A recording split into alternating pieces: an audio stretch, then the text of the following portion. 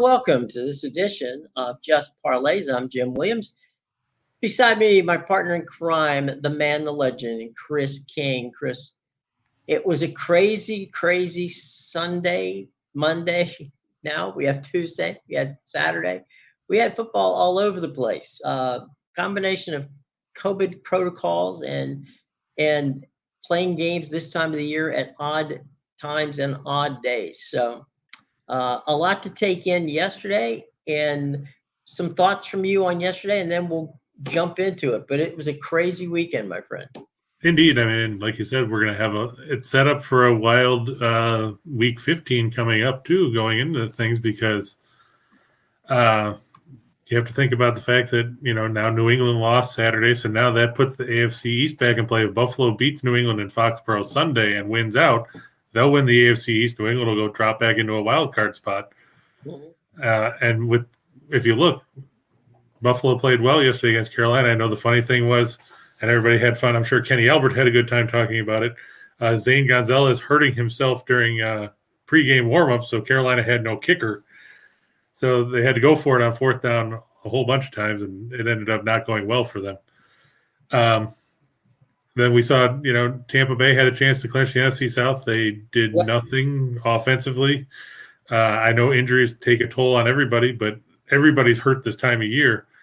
And you'd think that with Tom Brady, it's the first time he's been shut out in 255 starts. I mean, you're talking almost 16 years since a Brady-led team didn't put a point on the board. And their defense was good. Yeah. I mean, but when you don't score, you don't win. And, John McKay, I'm sure, had plenty of things to say about that before. That's true. You had and Suckup missed a field goal. So yeah, that's true. And that was early in the game.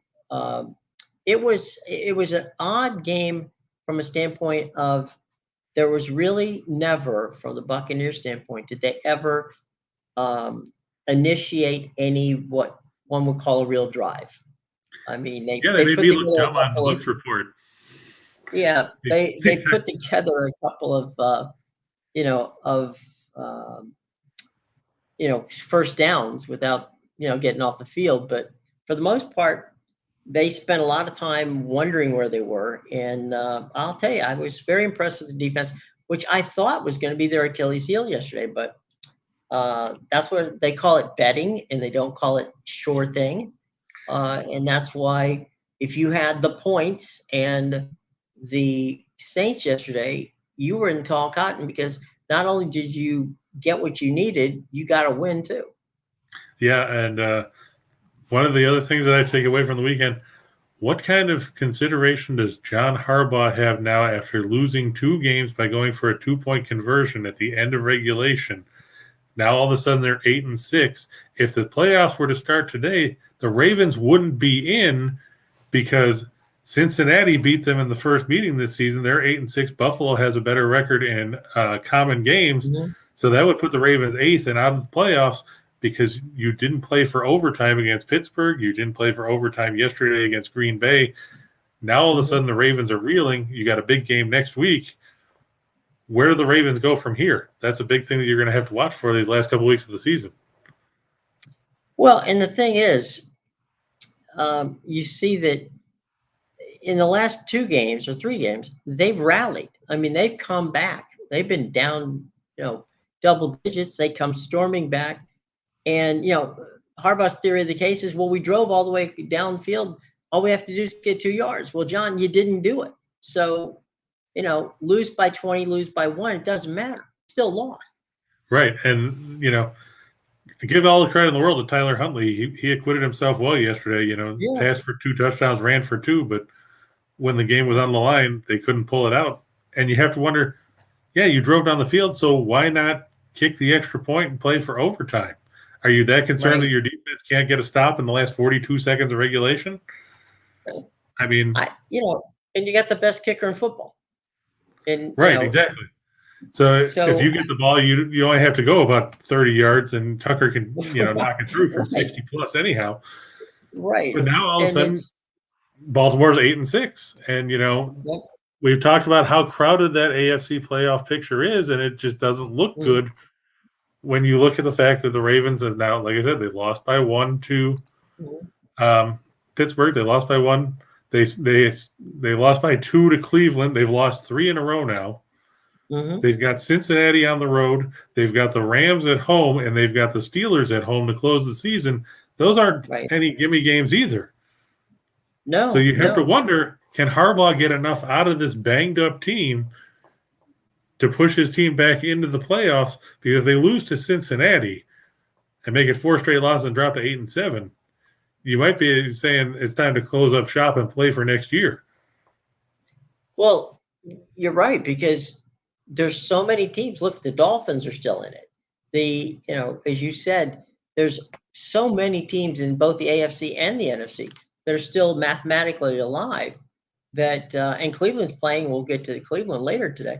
They're playing a game for their lives tonight, and you basically have everything. In the case of Baltimore, as was the case with Tampa Bay, you have your own destiny in your own hands, which is all you ever want. And then you go and cough it up. So, you can blame everybody you want to, but at the end of the day, the blame in this case, in the Ravens situation, is on John Harbaugh. And you've seen all these AFC teams have struggles at times. I mean, Kansas City struggled earlier in the season. Buffalo lost 4 out of 6 before winning yesterday. Yeah. New England started slow. Tennessee is stumbled of late too. I mean, they turned the ball over 3 times in 10 plays yesterday and turned a 10-point win into a 10-point halftime lead into a 6-point loss. Right. They're another team that's stumbling, and now they've got to worry about the Colts chasing them down. Sure. And the Colts look really good. Looked really good Saturday night in that game against the Patriots. So you basically boil down to, you've seen all these teams struggle, but who's playing their worst football right now at the worst possible time? And you've got to look at somebody like Baltimore and go, okay, where do they go from here? Where does Tennessee go from here? Right. Good to see Nathan and Fuar and whole gang in the house. I thought who was come with the Nathan liked Tom Brady throwing the iPad. Yes, that was probably his best completion of the night, Nathan. Yeah, because he couldn't hit Gronk if Gronk was water falling out of a boat. I mean, he hit him twice out of 11 targets. I mean, that was just horrible. Well, he hit him in the back twice. So I guess you could say he hit him 4 times. It's just that only 2 were caught. Right. So I think they only counted 2 as targets, but if you hit him in the back, that probably counts for something. Yeah, that's true. Arizona did not get off the bus. I mean, I know that we've talked about them being a good team, but they struggled against the Rams on Monday night. They were horrible yesterday. I know that DeAndre Hopkins losing him is a blow, but I mean, it's the Lions. I mean, AJ Green didn't turn around on a pass route. It led to an interception. There's a lot of discord there between Kyler Murray and Green after that play.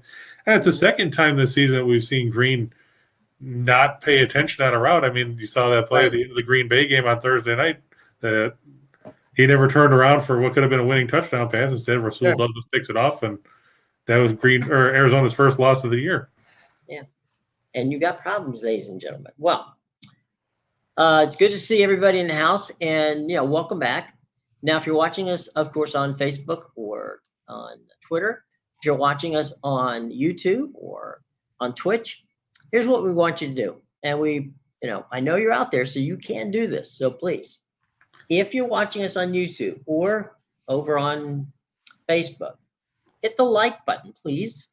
Not much to ask for. We'd love to have you like us and subscribe to us. So this way, every day you're going to know when we're going to be here, and we're going to be here for you guys. So, and you can also send us $3 billion. You can do that if you like.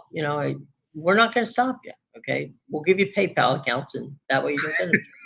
But at this point of time, what we're going to do is we're going to open up the parlays. We're going to start on the hardwood in the NCAA, and tonight is a good night for mid-majors. So from here we go to the mid-majors. And Chris, start off, my friend. All right. And before we get to that, I'm going to point out one thing. Yes, I know there's 3 ranked teams playing tonight, but if you look, they're playing doormats. Purdue over Incarnate Word. It's a 38.5-point line. Baylor is favored by 34.5 over, what did we say it was? Alcorn State. Oh, man. And Gonzaga is favored by 35 over Northern Arizona. If you're looking for me to talk about those games, I've already talked about dud games when we talked about Chicago State IUPUI at nauseum last week. Everybody knows who's going to win those games. To answer the question, but Purdue, you know Purdue in the first half, yeah, they should cover. Incarnate Word is horrible. I don't know if Incarnate Word has beaten anybody worth anything this year. Let me take a quick look. Incarnate Word is a whopping 2-9. Their 2 wins over Our Lady of the Lake and Grambling State. They've lost 1, 2, 3, 4, 5, 6 games by at least 18 points. Yeah, I think Purdue should probably be up by about 50 at the half, and then they can just sit on the bench and watch Incarnate Word shoot against air in the second half and still lose. So yeah, if you want to chase Purdue at the half against Incarnate Word, by all means. I mean, I was actually going to ask you if you thought that if, for instance, if Baylor decided to come out 5 minutes late, and just let, the opponent play for a while, could they score 34 points in 5 minutes? I don't think they could. I don't know. Alcorn State's 1-9, so I mean, I wouldn't have a ton of faith in them either. That's what I'm saying. I mean, so yeah, you're probably right. They probably wouldn't. I mean, I guess if they did a layup line, they might have some success, right. But I don't know how well they shoot layups. Yeah, that's true. Well, we got a team here that became famous with Bryce Drew, and it was one of the first Sweet 16 teams and the Cinderella teams back when NBC began the process of doing March Madness.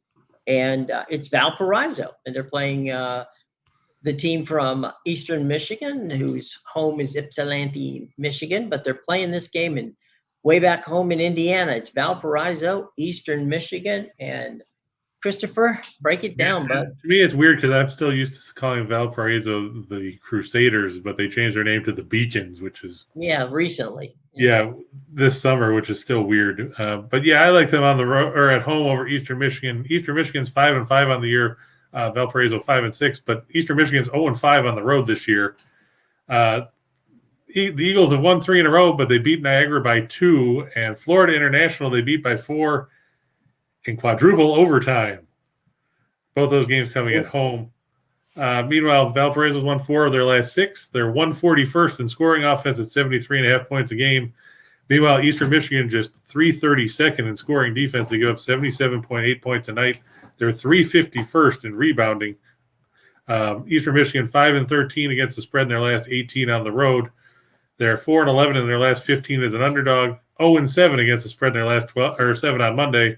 Meanwhile, Valparaiso, they're coming off a 1-point loss to Miami of Ohio, but they're 9-3 against the spread in their last 12, following a straight-up loss. Yeah, sure, the Beacons have won 3 in a row, but take note that they scored 92 points in a game that went to quadruple overtime. Before that, they scored 60 in a win over Niagara. They're 0-5 on the road. I don't have any faith in the Eagles here. Look for the Beacons to get the win. Michael, yes, St. Thomas. Not a school you necessarily hear of, but they're facing a Nebraska-Omaha team that is 1-10 this season and whose lone win came over Hastings, which kudos to that. If you look, the Mavericks have lost their home games this season. Other than that 10-point win over Hastings by 10, by 11, by 8, and by 14. And we're not talking against basketball power. They lost to Southern Illinois, Edwardsville, Eastern Washington, Drake, and Texas A&M Corpus Christi. They're also coming off a 13-point road loss last week at UNLV. Nobody's confusing the Rebels with the old days of Larry Johnson, Stacey Augmon, and Anderson Hunt with Jerry Tarkanian. So yeah, as little as we necessarily know about St. Thomas, because I believe they're a team in transition to Division I. Right. You have to like them over a Nebraska-Omaha team that kind of reminds me of IUPUI, except they score a few more points. But they might be deciding to move down a level. That might help them. So maybe what happens, maybe they're playing for relegation, right? Whoever wins gets to move up. The other one has to go back to the other division. Well, some of these teams should go back down. I feel bad. Like last week, I felt bad that Hartford's going to go down to Division 3. Right. So they should stay in Division 1, and they should send some of these other teams down because some of these teams are just absolutely brutal. Absolutely. All right. Let's we go from Indiana to our next stop on the trail. The Mount Rushmore State. Now, these are my two favorites. When Chris and I were talking in the pre-show when we're getting ready, you gotta love a game where the Jackrabbits and the Roos play. I mean, now this game should be playing in Melbourne, but it's not. So it's South Dakota State and Kansas City. And it's a Summit League matchup, no less. Yeah. Kansas City 5-5 on the year. Remember, we picked them about a week and a half ago when they beat Green Bay. Over a week ago. Yeah. South Dakota State, they're 9-4. They're 6-0 at home, though. Meanwhile, Kansas City's 2-4 on the road. Oh, sorry, South Dakota State's 5-0 at home. I was thinking of South Dakota, the Coyotes, which we'll get to later. South Dakota State, they live up to that name, Jackrabbits. They're third in the nation in scoring offense, averaging 87.3 points a game. They're 10th in field goal percentage at 50.1%, and they lead the nation in three-point shooting at 44.4%. Meanwhile, Kansas City is 240th in turnover percentage. They turn it over on 20.3% of their possessions. They're 330th in offensive rebounding percentage. They're 309th in free throw rate. And they're 288th in field goal percentage defense as opposing teams shoot 53% from inside the arc. Kansas City is just 2-5 against the spread in their last 7 on the road. 2-5 in their last 7 on the road as an underdog. Meanwhile, South Dakota State 7-1 in their last 8 after a straight-up loss. They're 21-8-1 in their last 30 following an ATS loss. And the home team has won and covered the line in each of the last 4 meetings in this series. The way South Dakota State can run and gun, and the way Kansas City, let's put it gently, forgets to play defense sometimes, you have to think that the Jackrabbits can put up a big offensive showing and get the win at home to improve to 6-0 up there in the Mount Rushmore State in the Black Hills. While you were finishing up that last bit, I was on Amazon buying my Jackrabbits and my Roos merch from. You got to put it up there behind you for next week. That's the plan. I want my Roos and my Jackrabbit stuff up there. Don't forget your Wyoming stuff. It's all about them. Right, exactly. Well, that's on order. So it might be back ordered for all I know. But supply chain issues when it comes to all that merch coming from Wyoming. But anyway, no, that's a fun game, and as you said earlier, we'll all be sitting down watching that because what else is on? There's nothing else on that worth watching. Yeah, I mean, you're talking about the Jackrabbits and the Roos. As I said, that game should have been played in Melbourne, but unfortunately, it's being played in the Dakotas. Well, now next on our trail of good old-fashioned college basketball, we head to. That's right. This game is in Denver. I know we picked on Denver last week, and they actually beat San Diego, but I think that was a fluke. The Pioneers now, look at that, they're 4-9 this season. And for those of you that weren't with us last week, let me remind you that Denver lost to Ottawa University of Arizona. Oh, right. At home. 72-71. We talked about this last week, and I know for some of you that were here, some of you weren't. Ottawa University, they have a campus in Arizona. They also have one in Kansas. You figure it out. Has nothing to do with the capital city of Canada. But, yeah, they lost to them. Meanwhile, Western Illinois, they're 9-2 this year. Granted, Denver's 3-1 at home, but Western Illinois, they're 3-2 on the road. They beat Nebraska in the season opener. Fred Hoiberg's team, they'll be a middle-of-the-road team at best in the Big Ten. But, when you're facing a team from the Summit League, you'd think that you would beat them. But this is another matchup with a high-scoring team. Western Illinois, they're 20th in the nation. They average 81.9 points a game. They shoot 39.8% from three, and they shoot 52.1% effective field goal percentage. Western Illinois, they're also very good on the glass. They have a plus 5.9 rebound per game average, while Denver is a negative 4.2 rebound mark this season. Those numbers for Denver, those aren't typos. They're 328th in offensive efficiency, 318th in defensive efficiency, 299th in scoring offense at 65.8 points per game, 307th in offensive rebounding percentage, and 304th in free throw shooting. Western Illinois 6-1 against the spread in their last 7 as a favorite. They're 9-2 in their last 11 after a straight up win. They're 8-2 in their last 10 against teams with a winning percentage below 400, and 8-2 in their last 10 against teams with a losing record. I know Denver won last week, but they say the sun shines on a dog's ass some days. Today's not the day. Right. Western Illinois will take care of business as Denver gets steamrolled by the Leathernecks offense, which is strange because I've watched Western Illinois play in years past, and they were not as good as they've been this season. And like I said, they built a lot of confidence coming right out of the gate by beating Nebraska on the road. It would have to be a dent to Hoiberg and company in Lincoln. Now going to Denver and facing a Summit League team, so in a conference game, you have to think Western Illinois should have no problem dispatching the Pioneers. Yeah, that's there's no. This is not going to be an ambush. This is just going to be a straight out. You come, you play, you lose. Denver has. This is not the Denver Nuggets. It's not to be confused with the Denver Nuggets. The Pioneers are, unfortunately, just not a good basketball team. Where have you gone, Joe Roos? You had most of their stats were well over the high 290s and some in the 300s. At least they're consistent. Okay, That's you true. have to give them credit for. For all we know, that they have great uniforms. I don't know, but not looking for merch from Denver at this point in time. All right, so we've gone through the first 3 games. Where next, Christopher? Now we get to go to the ice for the one game that still exists. I feel bad for all of you hockey fans out there because 4 of the 5 games that were scheduled to be today, including this one, were postponed. The Buffalo-Columbus game was postponed this morning due to COVID issues with the Blue Jackets. So they will not. They also were scheduled to play Thursday in Columbus. That will not take place either. So we will move on to the one game that's still on the docket until Gary Bettman decides that he doesn't want to put it on the board. And that's the Minnesota Wild going on the road to face the Dallas Stars. I like the Wild here as a slight underdog. Dallas snapped a 5-game losing skid as they beat Chicago 4-3 in overtime Saturday night. But it's going to be the Stars' 3rd game in 4 nights. They lost 4-1 to the Blues on the road Friday before beating Chicago Saturday. So they'll be playing 3 games in 4 nights. Meanwhile, Minnesota hasn't played since losing 3-2 in a shootout to Buffalo Thursday night. The Wild's 4-0 in their last 4 against Central Division teams. They are 6-1. With the rest, they're 8-2-1 in their last 11 overall. Dallas 17-46 in their last 63 in the 3rd game of a 3-game and 4-night situation. They're 1-5 in their last 6 overall.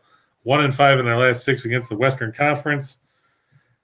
And the Wild has won each of the last 4 meetings between these teams. Dallas is going to be tired by the 3rd period. I know the Stars usually play well at home, but you're facing a rested team in Minnesota that's capable of lighting the lamp with amazing regularity. And I like the Wild on the road just because I just don't have a ton of faith in the Stars right now because they've been a streaky team. They win 6 in a row. Now they've lost 5 out of 6. They can't. Right. We talked about Denver at least being consistent. I mean, consistently bad. At least they're still consistent in there. The Stars have not been consistent this season.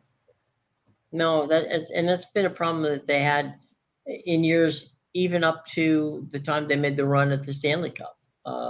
They were a streaky team then too, but they were streaky enough to get them in the playoffs and streaky enough to get them in the finals. But and last year they were streaky enough that it kept them out of the playoffs.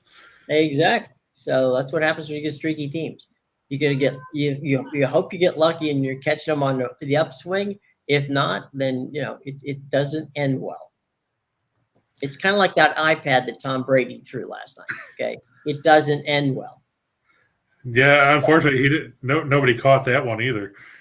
No, he probably hit Gronk in the back with it. You never know.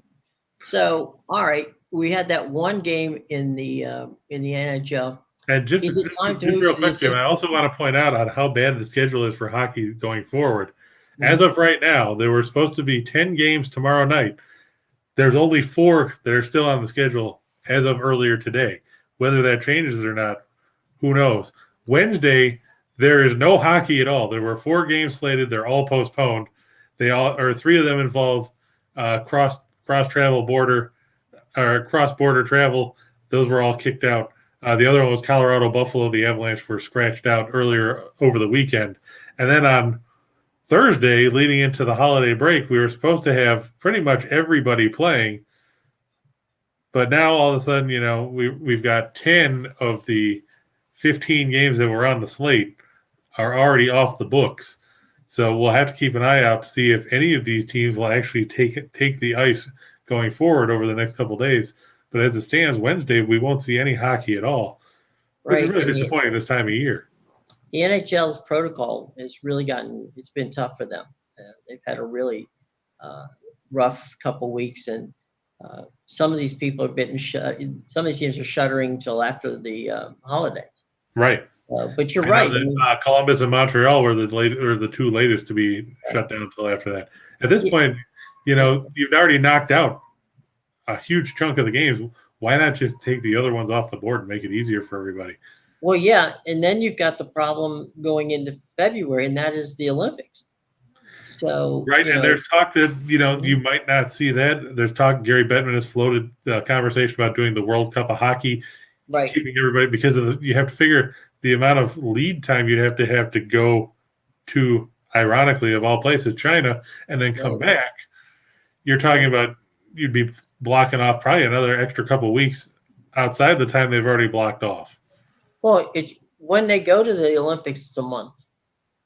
So you basically, as you say, time to get over there, time to get back, time to play. It's going to be a month. If you're talking about COVID protocol, you have to go over. You'd have to quarantine for a week, so you wouldn't even be able to practice. You play in the games, and I honestly think, to be honest, the NHL needs to do like Major League Baseball and have their own tournament. Forget playing in the Olympics. I mean, it just doesn't make sense. I think going the World Cup route would probably be better. I mean, it was successful when they did it before. I don't see why they wouldn't go back to it. Because obviously, you've all. Yeah, you understand the theory early was they had some games. They had some winter games that were being played in North America, so they wanted to get Canada in there. They wanted to get the United States in there. I get all that, but moving, playing the games in China, it doesn't make any sense to me. And since you're right now, you're not even allowing people to cross the border from going between the United States and Canada. Now you're going to get, your teams up, put them on a plane, fly them for 20 hours, get to Beijing, and what the heck happens there? I don't know. So yeah, it's a giant mess at this point, and it would be much safer just keeping everybody on this side of the pond and out of the potential issues there. Obviously, I've never been a huge fan of Gary Bettman after all the issues we've seen with, the lockout going back in 94, 95, and then the one that wiped out the entire season and going on from there. But you have to think he'll make the right decision sooner or later. And one has to hope that, he'll make the right choice here. Nathan, Wagner is currently going at -13 in the first half in that game against Delaware State. I mean, they haven't played a ton of games. I mean, they had a 2.5-week break after beating VCU on the road, and then they got lost to Seton Hall, and then they played the next day and beat Stony Brook. But Delaware State, they're not a very good team. The Hornets are 2-9. They've lost 7 in a row, and their 2 wins are against teams that are not Division I opponents. They also lost by 13 points at home to Salisbury. And now we're talking about Salisbury State. We're talking about another non-D1 school. So, Wagner should be up comfortably in that game playing at home, you would think, at the half. Just to throw out a couple numbers there, Stan Waterman's team, 351st in offensive efficiency, 342nd in effective field goal percentage, 345th in turnover percentage. And just to make sure that they're not good defensively, they're 354th in defensive efficiency, and they give up offensive rebounds on 40.1% of opponent teams' misses. That's third worst in the nation. Wagner should be able to take advantage of that and put the Hornets away early in that one. Well, so We had one game on the ice. I guess it's time to move to the association. Yeah, and fortunately, there's some games there, at least as of right now. Yeah. Golden State is at home against Sacramento. Warriors favored by 12. They had Sunday off. They rested Steph Curry and Draymond Green in that loss to Toronto Saturday at the second game of back-to-back. Meanwhile, Sacramento beat San Antonio yesterday, 121-114. But they're playing the second game of back-to-back here. Let's not forget Golden State leads the league in scoring defense at 101.1 points per game. They're first in field goal percentage defense at 42.5%. Meanwhile, the Kings are 29th in scoring defense at 114.4. They're 25th in field goal percentage defense. His opponents shoot 46.6% off the floor. The Warriors won the first meeting this season, 119-107 on the road on October 24th. Marvin Bagley, Davion Mitchell, Alex Len, Lewis King, De'Aaron Fox, Terrence Davis, Richaun Holmes out for the Kings. Also out, Nate Thurmond will not be playing tonight for or Otis Thorpe. There's a couple names for you, Jim.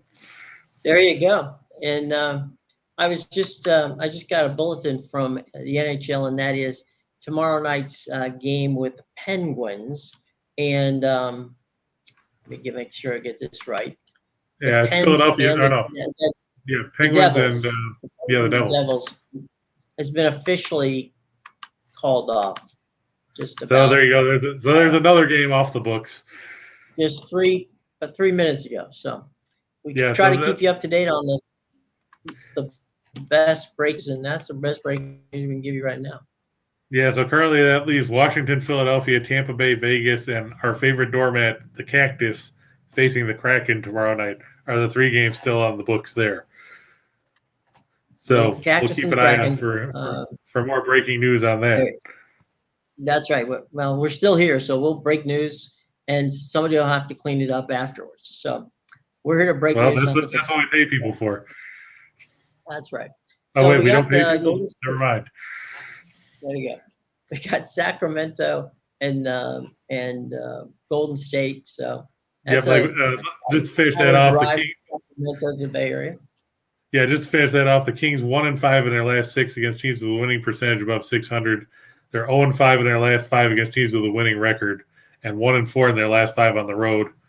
Golden State 6-1 in their last 7 after a straight-up loss, and 23-8 in their last 31 after giving up at least 100 points. The Kings are going to be tired after losing to Memphis Friday and then beating San Antonio yesterday. I know both teams are playing the third game in 4 nights, but the Warriors are at home. They had yesterday off, and Curry and Green and those guys didn't play Saturday. So that works in their favor. Obviously the Warriors 23-5 or whatever they are right now. The Kings still sputtering at the bottom of the Pacific. Look for Golden State to win that one convincingly to bring the Kings back to reality after yesterday's win. Yeah. And Golden State is really tough at home, even though, it's a relatively new building. They've gotten the hang of it. And, they probably could play this game on an aircraft carrier and still beat them. So at the end of the day, don't bet against the Kings. I'm sorry, not the Kings, the Warriors. That's a bad situation.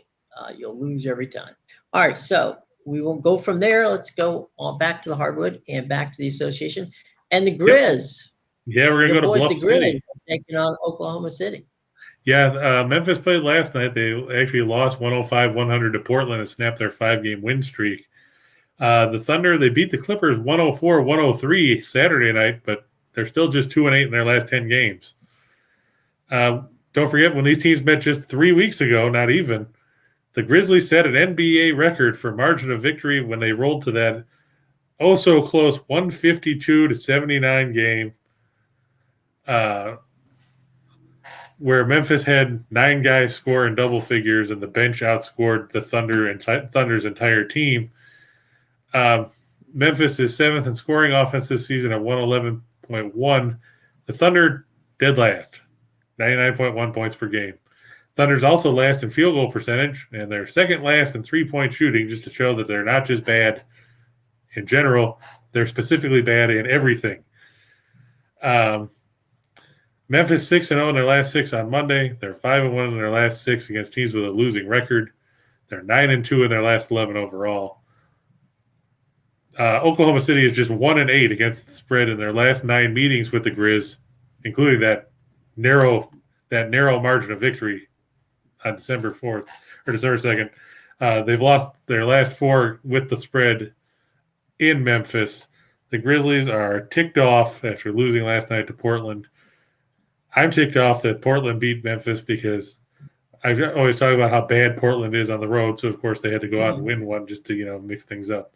Just to spite you, yes. Yeah, exactly. Look for Memphis to win this one. Can you really trust anybody on the Thunder outside Shea Gilgeous-Alexander?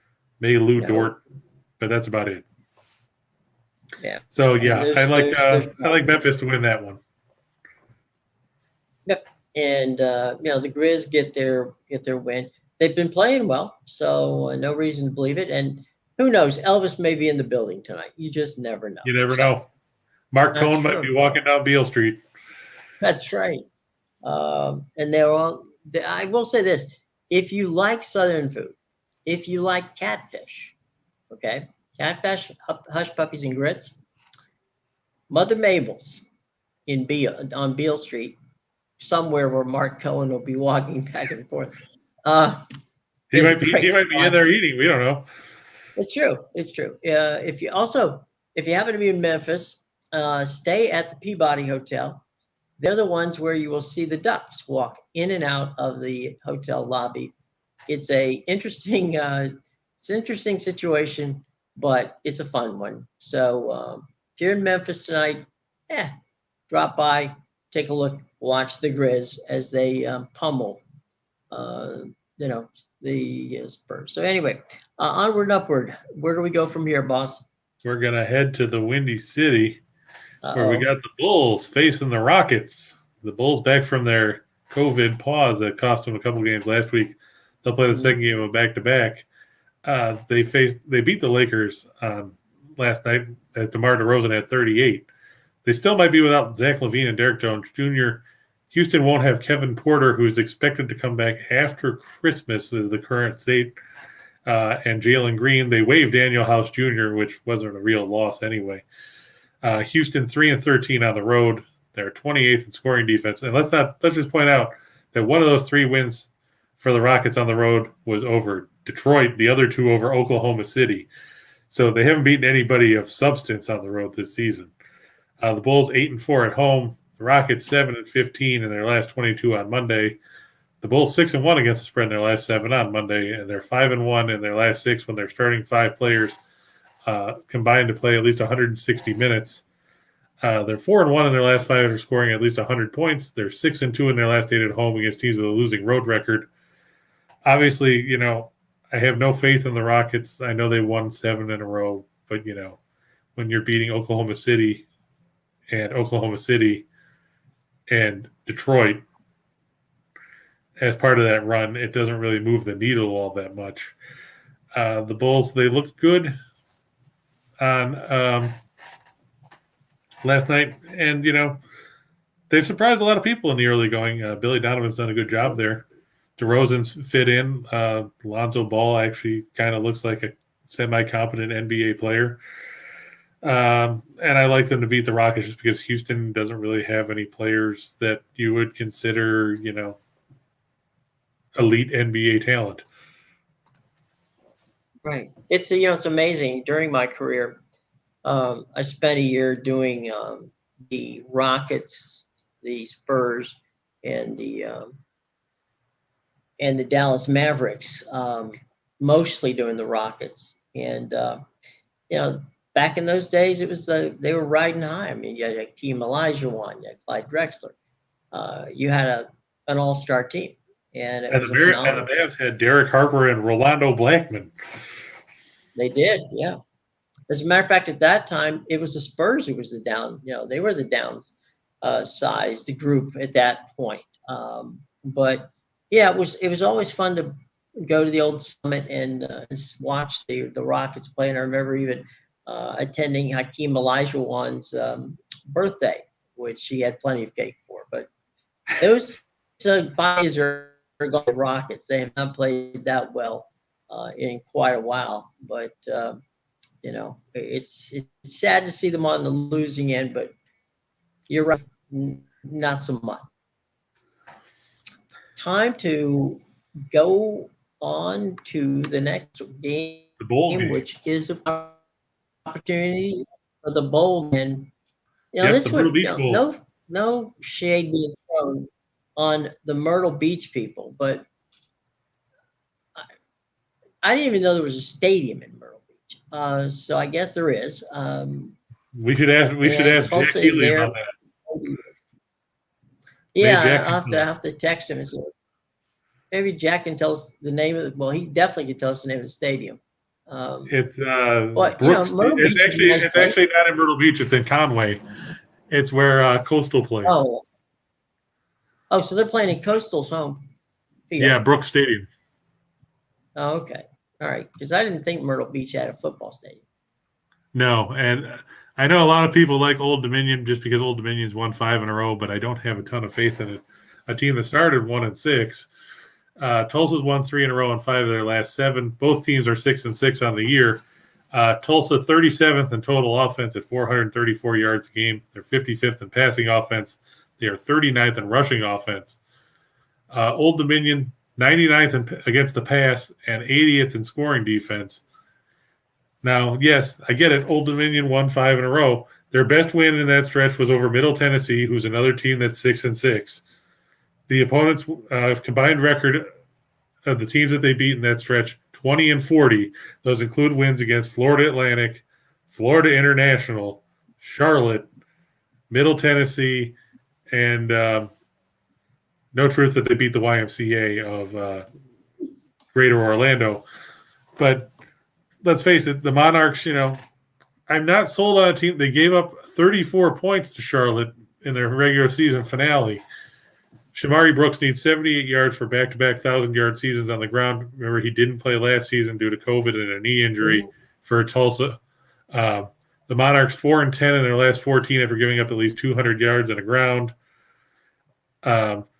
Tulsa's 4-0 in their last 4 overall. They're 6-1 in their last 7 in December. They are 4-1 in their last 5 bowl games as a favorite, and they're 6-2 against the spread in their last 8 bowl games overall.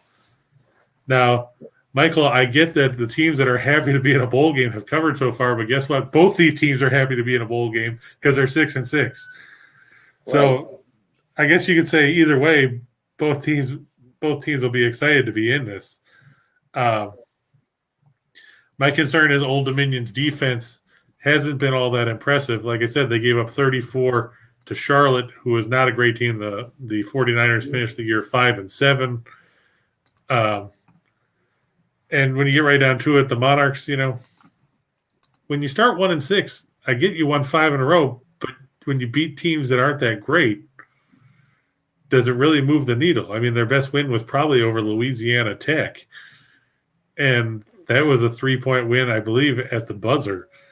Meanwhile, Tulsa was coming in off a win over SMU, and nobody was saying that Sonny Dykes' team was a bad team by any stretch of the imagination.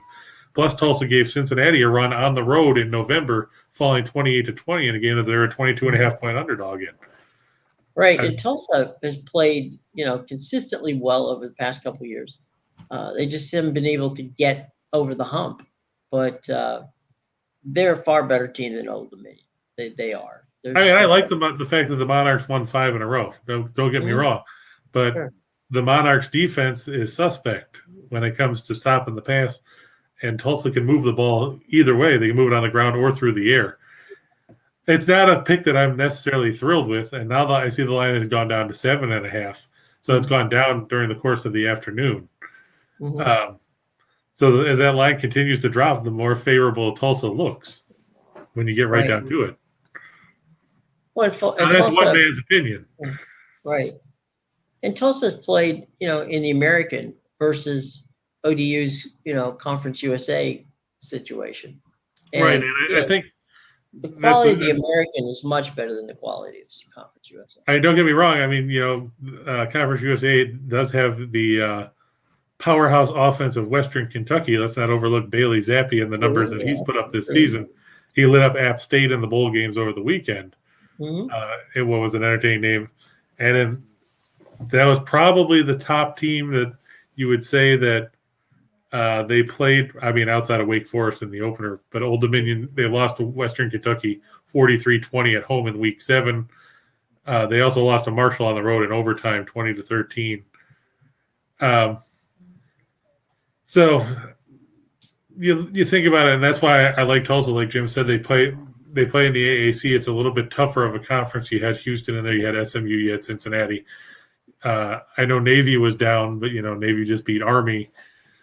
So you're not dealing with necessarily a bunch of, as they would like to say, punch and Judy teams like you can face in Conference USA with teams like Florida International. Butch Davis, I felt bad for him the way that he got run out of town on a rail with as bad as that team was. Florida Atlantic wasn't a whole lot better. And Charlotte is Charlotte. Right. So we got our one bowl game for the day, but we have a rare situation here, my friend. We got a doubleheader in the NFL, and we are going to go to the city that rocks, the home of the Rock and Roll Hall of Fame, and also the stadium on the lake where if you're going tonight, bundle up because it's cold on the lake.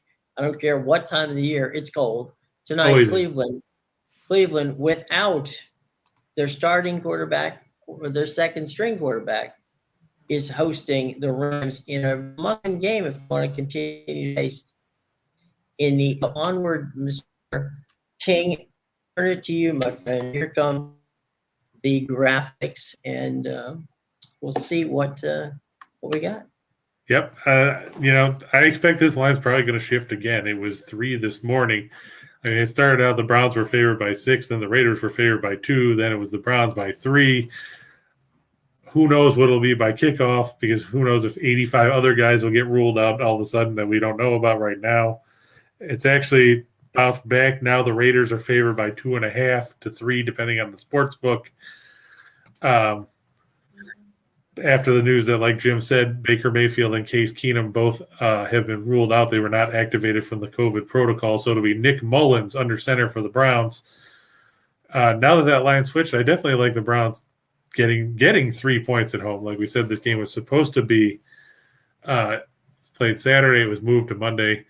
Browns 7-6, the Raiders 6-7. The Raiders are second in the league in passing offense, but they're going to face a Cleveland team that is 6th in the league in pass defense, only giving up 215 yards a game. Meanwhile, a key point, and Roland just mentioned it over there in the chat, the Browns are 4th in the league in rushing with 143.5 yards a game. The Raiders' run defense is 26th in the league. I expect to see a heavy dose of Nick Chubb, Dearness Johnson. Maybe they can get Ernest Biner, right, Kevin Mack out of retirement. Why not get Leroy Horde? Put whoever you want back there. Get Ozzie Newsome to play tight end. Sure. Webster Slaughter, Reggie Langhorne. Right. Brian Brennan as a possession receiver. The Raiders 31st in the league in scoring defense. They go 27.7 points a game. They're 1-5 in their last 6 overall. The one cover was that win on Thanksgiving over the Cowboys, where Dallas did everything possible to give them the game by getting called for 803 pass interference calls. Right. The Raiders 1-5 in their last 6 after a straight-up loss by at least 14 points. In case you missed it, and hopefully you did if you were a Raiders fan, they were trounced 48-9 by the Chiefs last week. The Raiders 0-4 in their last 4 on grass. They're 0-3-1 in their last 4 in Week 15. The Browns 6-2 against the spread in their last 8 home games against teams with a losing road record. Now, granted, ideally, I would like this game to be a tie because then I don't have to worry about either one of these teams trying to move up in the playoff picture. But inevitably, the Raiders find a way to shoot themselves in the foot way too often.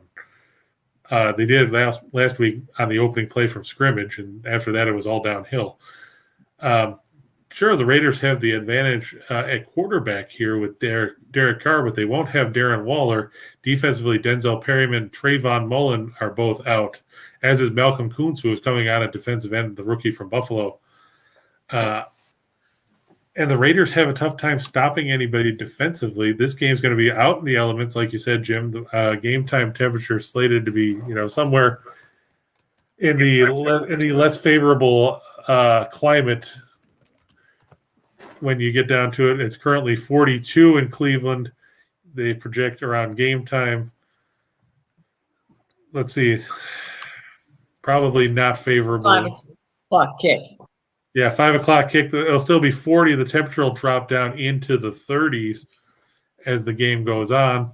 And you're going to have some wind to deal with coming in 12 to 15 miles an hour. That could wreak havoc with the kicking game.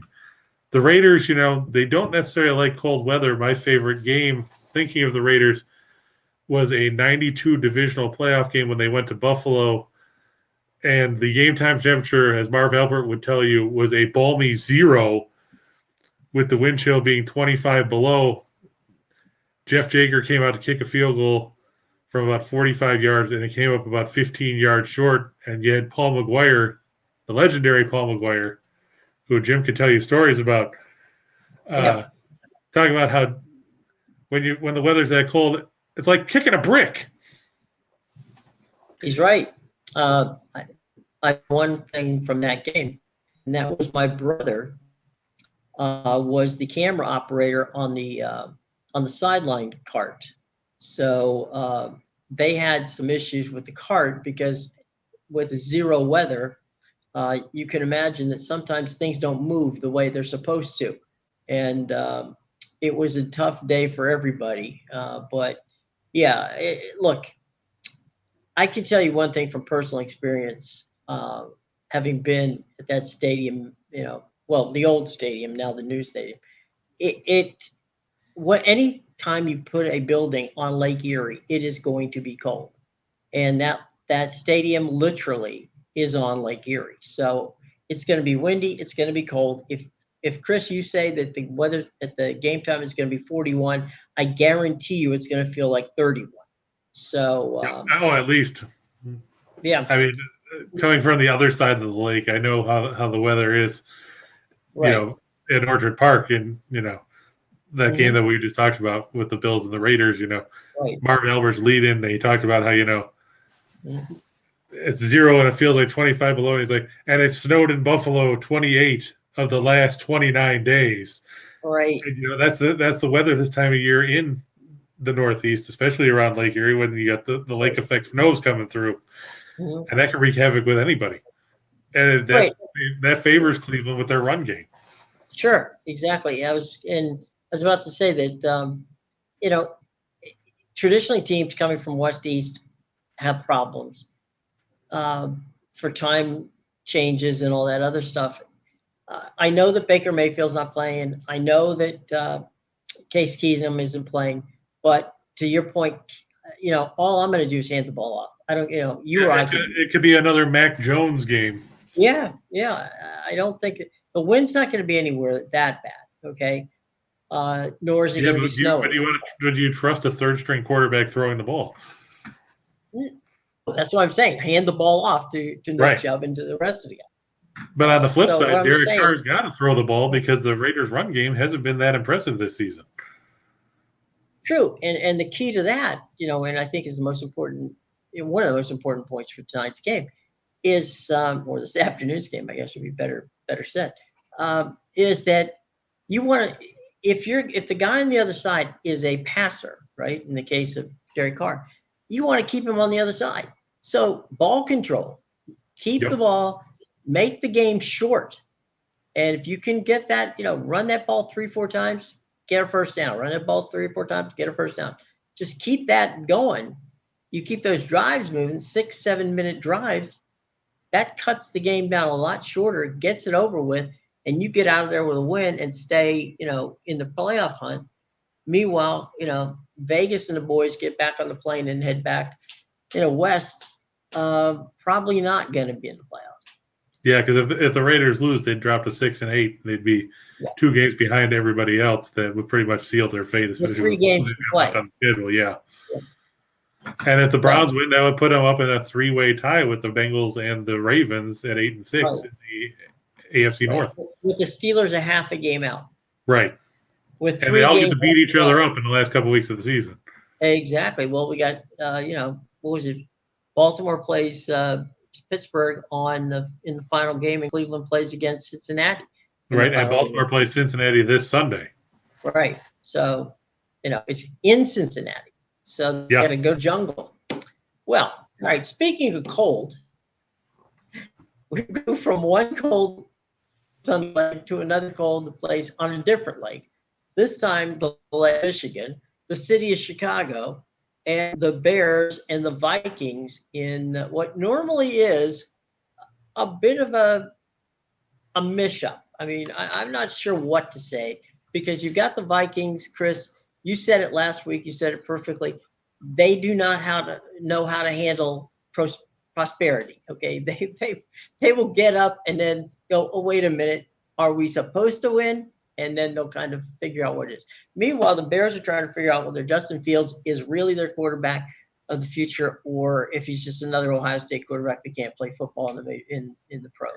So we'll see. That's why I'm worried that I don't want to see this line move any further than where it is. I mean, it opened at I think 3 or 3.5. Now it's 6.5. I don't want to see it move any further because Minnesota doesn't play anything that's not a one-score game, barring some fluke. I mean, we saw it last week. The Vikings are still trying to hang in contention for that final playoff spot, which is a giant cluster just like the AFC. We saw the Vikings beat the Steelers 36-28 on Thursday Night Football, but that was a game where they led 29-0 late in the third quarter, only to see the Steelers come back and make it a 9-point game. It was 29-20 before the Vikings got that seemingly insurance touchdown on that long pass to KJ Osborne. But then they give up another score. They give the ball to the Steelers. The Steelers are moving down the field. If Chase Claypool isn't an idiot and dances around celebrating picking up a first down, the Steelers have a few more seconds. For all we know, they could have scored and tied that game up and forced overtime. So, the Vikings hate prosperity. I think they're allergic to it. They might want to, go see their doctor about it. Maybe Mike Zimmer needs to, get the team checked out. But they're facing a Chicago team that has lost 7 of 8. They lost 45-30 at Green Bay in the game where Aaron Rodgers showed in the second half why he owns the city of Chicago. The Vikings 4th in the league in total offense at 390.5 yards per game. They're 10th in scoring. The Bears are 31st in total offense, and they're 28th in scoring. They're averaging 17.8 points per game. Now, I know everybody's like, well, they scored 30 points last week. 27 of them came in the first half. 21 of them came on pass plays of 54 and 46 yards and a 97-yard punt return. You can't expect those kind of plays week in and week out. The Vikings are 7-2 in their last 9 in Week 15. The Bears 1-6 in their last 7 as an underdog. They're 1-6 in their last 7 on grass, which this game obviously is playing on what's probably going to be the frigid tundra in Soldier Field.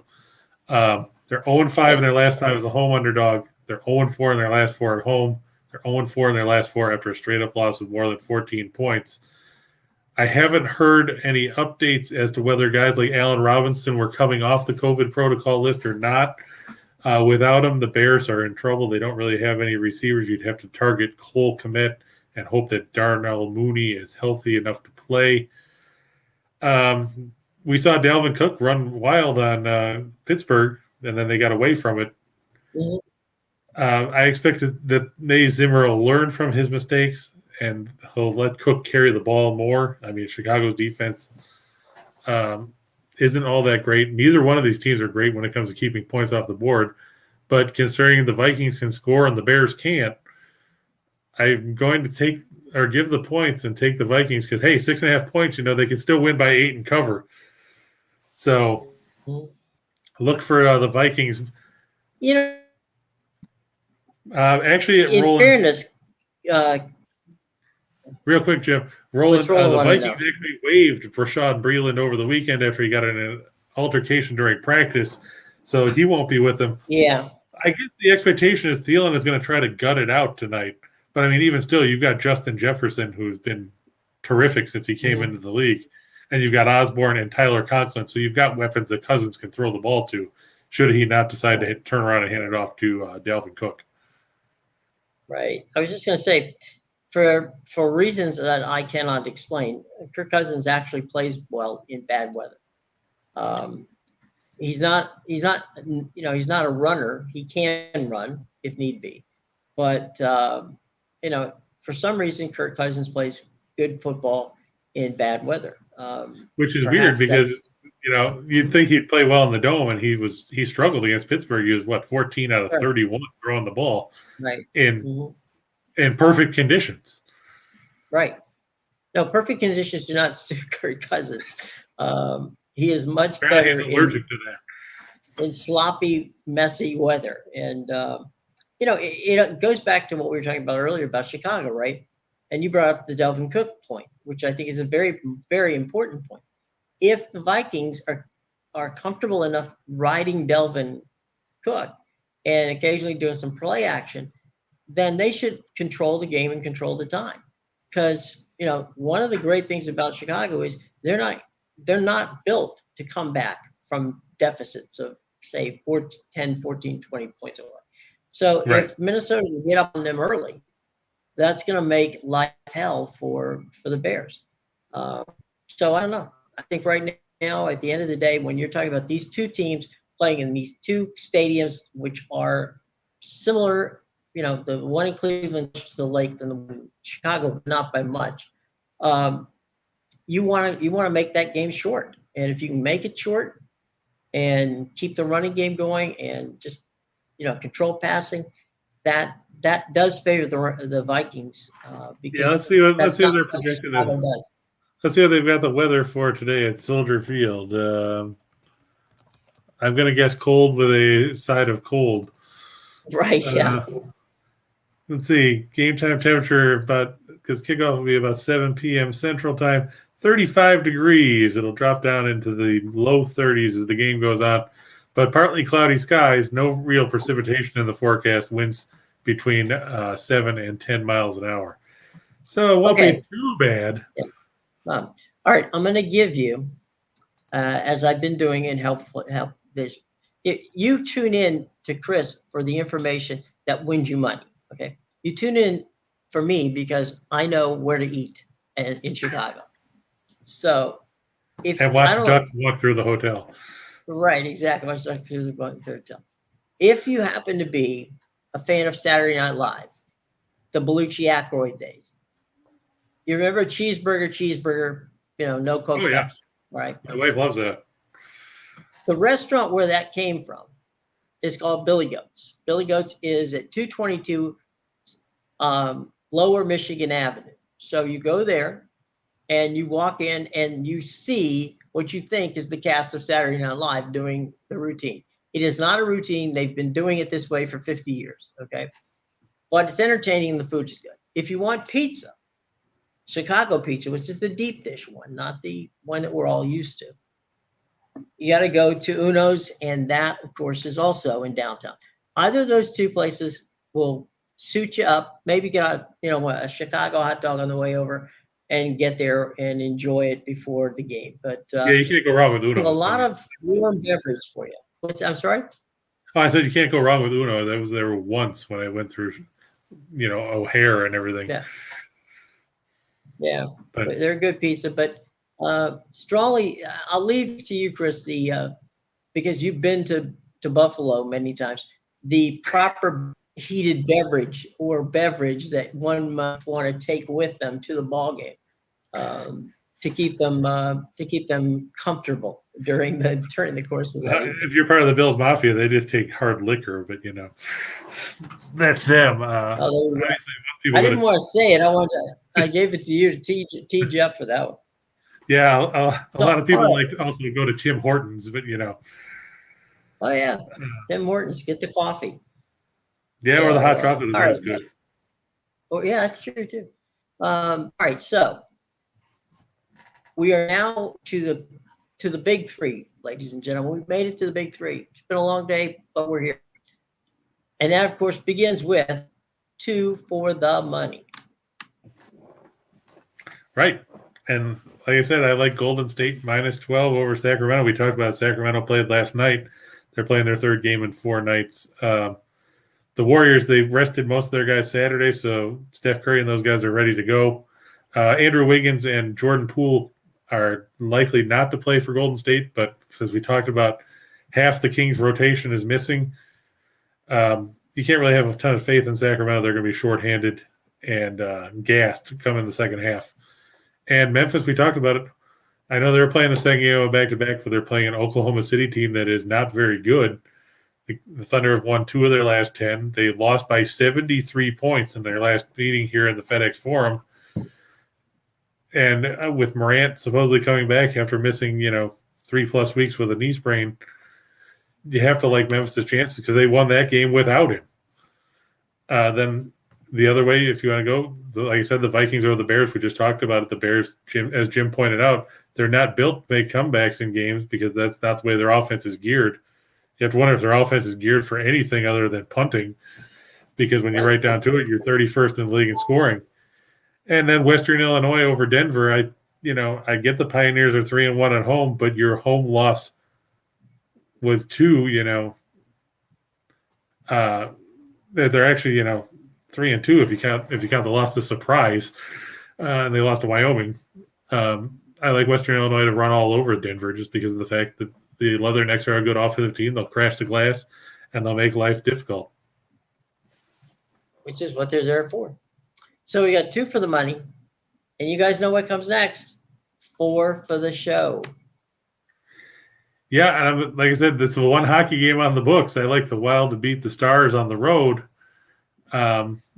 just because Dallas is too inconsistent. I know it's tough to try and ride the wave because you never know when it's going to peak up again or peak down, but you have to like the fact that the Wild is rested here while Dallas is not. Oral Roberts, we talked about them last week in their win over UT Arlington. I like them going on the road. They're facing South Dakota up there in Vermilion. The Coyotes are 6-0 at home, but if you look, they haven't beaten anybody. Their best win over on their home floor is over Bellarmine, who comes in ranked 197th in the Ken Palm rankings. So that's not overly impressive. The Celtics, I'm taking it -3.5 at home over the 76ers. Philadelphia, they were supposed to play yesterday. That game was postponed because they couldn't find 8 players. Apparently, Maurice Cheeks and company didn't want to come out and play. Charles Barkley wouldn't leave the TNT studios because he was too busy eating Subway. Right. And then I like the Vikings to go over the Bears to go over the number just because of the fact that the Bears defense, or neither one of these scoring defenses are very good. The Vikings are 26th, the Bears are 25th. And the Vikings, they showed they can score points last week over Pittsburgh, and we saw they can give up points too. So, I mean, with it being only a 45.5 point number, the Vikings can score 28 or 29, and the Bears can score 17, and they'll get you over the mark. The Bears don't have to do a ton to get you where you need to be. No, I don't think they probably won't. Let's be honest. Yeah, I think they're going to get there because of in the old saying, they'll get there despite themselves. Exactly. So there we go. So we got 2 for the money. We have 4 for the show, and we'll let Chris explain that this is our Chinese menu, which we do at the end of every show. So you can take one from column B or whatever. Christopher, your explanation, my friend, you are the expert. Yeah, we always say you can pick whatever you want from this mix that works for you. You can take 2, you can take 4. If you want to mix them up with some of the ones we put up in the 2 for the money and the 4 for the show part, you can do that as well. It's whatever works for you. We're not going to tell you have to go and pick X, Y, or Z. That's not my job. My job is to give you the best information that we have out there so you can make the best picks that work for you. And that begins with San Diego. They're at home facing Long Beach State. The 49ers have not been good this season. The Toreros have played well at home. They also beat Cal on the road earlier this season. I look for them to take care of Long Beach State as the 49ers continue to struggle. In a game where between 2 teams that nobody ever talks about, the Citadel is favored by 11.5 over South Carolina State. These 2 teams met in Orangeburg earlier this month. The Citadel won by 12 there. This one is at home. Hayden Brown should have a big game for the Citadel. They get the win and sweep the season series. And the real exciting matchup of the night, Louisiana Monroe is hosting Lamar. We talked about Lamar last week as being a crappy team, and talked about how they haven't gotten any better, evidently. Yeah, we talked about that was the only team that Stetson beat. It was a Division I team before Stetson then upended Charleston last week. I don't think Lamar is going to pull it out on the road in the Bayou. Look for the Warhawks to prevail in that one. Like we said, Valparaiso -6.5 over Eastern Michigan. The Eagles 0-5 on the road. They're horrible on defense. Now, take note that it says -3, but we know that line switched to +3. The Browns now getting 3 points at home after the announcement about Baker Mayfield and Case Keenum not playing. Either way, I like the Browns when they were favored. I like the Browns even more as an underdog, as they'll run all over the Raiders with the ground game, especially with Denzel Perryman missing in the middle of the Raiders' defense. I also look for that game to stay under 41. I don't expect a ton of points. With so many guys missing on both sides, you're going to get a low-scoring affair between those teams. It's probably going to be 20 to 14, 20 to 17, something like that. I look for the Wild and Stars to actually stay under 5.5 just because Dallas can play well defensively at home when they feel like it. They're also going to be tired, so they might only score 1, and Minnesota can win that one, 4 or 3-1, 4-1, whatever, and stay under the mark. In the association, the Bulls, like I said, -6.5 over Houston. The Rockets 3-13 on the road. Their only wins on the road: 2 over Oklahoma City, 1 over Detroit. The Clippers over the Spurs. My mentality is the Spurs are playing their 3rd game in 4 nights. They just lost to Sacramento. If you lose to Sacramento, I don't see you beating the Clippers. And Tulsa, like we said, that line has gone down over Old Dominion. The Monarchs may well pull it out.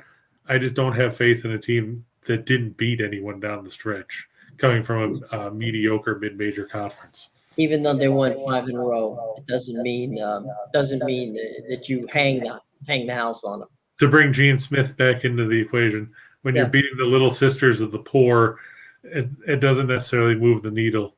If they beat Tulsa, then they can say they actually beat somebody that had some value, considering, like I said, Tulsa closed the season with a win over SMU and gave Cincinnati fits earlier this season.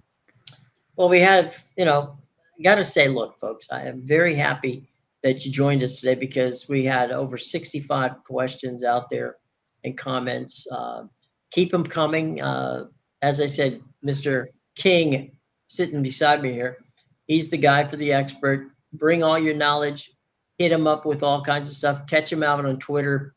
If you got situations where you want to talk food and tell me about some good places to eat, I'm up for it anytime. Just hit me at JW Media DC, which is my Twitter handle here. Coming up at 3 o'clock, Scott and Scott back to the window. Lord knows they're going to have a lot to talk about, having to do what happened over the weekend and what's coming up tonight. So they're 2 entertaining guys. We know they don't talk about hockey that much. No, they're immune to hockey, but that's okay. You come back for us for that. But seriously, they're 2 fun guys to watch. Check them out. They're coming up on the Whiners and Whiners Sports Betting Network at 3 o'clock. Not too much longer down the road, about 15, 20 minutes or so from where we are right now. Chris, as for my top pick, real quick, Jim, either you can ride the Wild over the Stars, or I like Western Illinois just to run all over Denver. I have no faith in the Pioneers. Okay, so there you go. You also don't get a lot of college basketball from the Bulls, but that's just an observation. So anyway, coming up at 3 o'clock, Chris, as we said, it's Scott and Scott with Back to the Window. Join us tomorrow, 1:30, when we will tell you about 2 more NFL games, because if it's Tuesday, it must be the NFL and COVID. Exactly. So, and then we've got, of course, the usual situation with college basketball. And we'll have the exciting bowl games like the famous Idaho Potato Bowl and the Tropical Smoothie Cafe Frisco Bowl, because you'll have Kent State facing Wyoming and UTSA taking on number 24 San Diego State. Yeah, UTSA just got the coach got a bump. He got a pay raise. So, as Billy Red Lions would say, don't you dare miss it. Please do not. All right, guys. Thanks so much for joining us. For Mr. King, I'm Jim Williams saying so long. We will see you tomorrow, 1:30, right here on the Whiners and Whiners Sports Betting Network. Until then, have a lovely and a safe day.